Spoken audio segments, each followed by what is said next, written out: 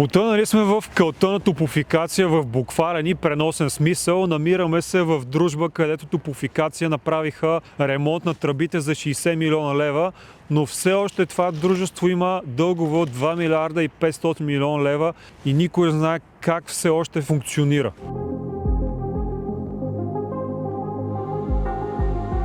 Първо, тази пътека, която общо не съществува, води към оградата на детската площадка. Сигурно децата трябва да прескачат. Ето ги плочките, кали и листа отдолу по тях и най-вероятно ще станат така завинаги.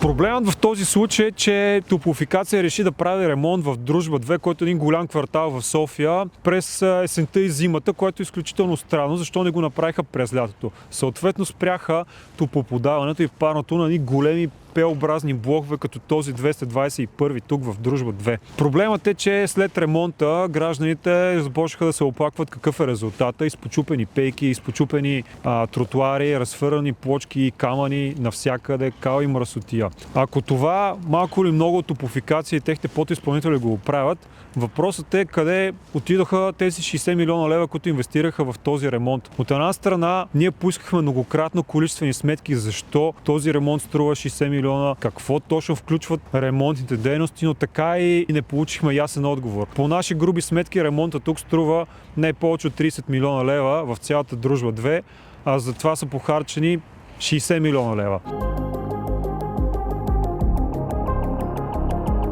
Сега бяха изпочупени редица пейки, като например тази, която е с бетонови основи. Виждате колко е крива. Има и стари пейки, които са по-скоро дървени, но са доста изпочупани. Багерите, като са минавали в дромите, директно са ги размазали. Сега има нужда да се подноват дървените части и най-малкото да се изправи, защото тази пейка, например, ще падне скоро, не може да бъде оставена така. То е опасно да седя върху нея в момента.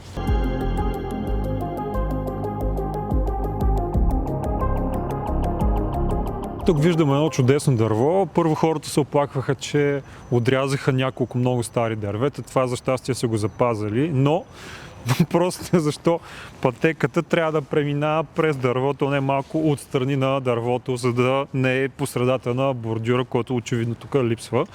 И най-вероятно дървото, като порасне още повече, корените ще разбият пътеката.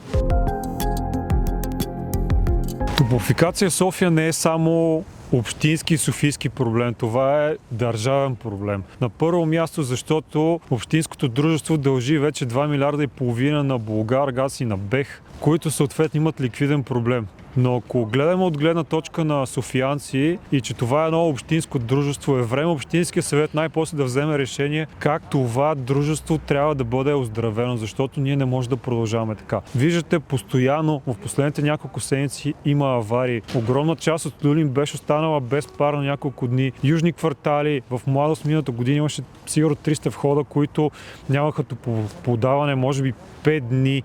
Това дружество трябва да се реформира. Дали това дружество да се концесионира, да се продаде, да се искат заеми или каквото и да е, но да се свършат две неща. Да се оправи мрежата така, че да не гърми постоянно и да може да има топлоподаване на гражданите, когато им трябва. И две, да се модернизират мощностите на това дружество, така че да може да се произвежда много повече ток, от който дружеството да печели. И не на последно място, цената да бъде приемлива за гражданите, да бъде ниска, а приходите да идват от продажбата на ток от газа, който се гори. Целта е в крайна сметка, освен да имате парен топла вода, да може да разбирате какво пише на сметката ви, защото аз и до ден днешен, когато си видя фактурата от Топлофикация, примерно около 300 лева на месец, не ми е ясно за какво ги плащам тези пари. Не съм сигурен дали, примерно, стойността трябва да е 200 и 100 лева потъват някъде, за да може някой да си направи един ремонт за 60 милиона лева, а не за 30 милиона лева.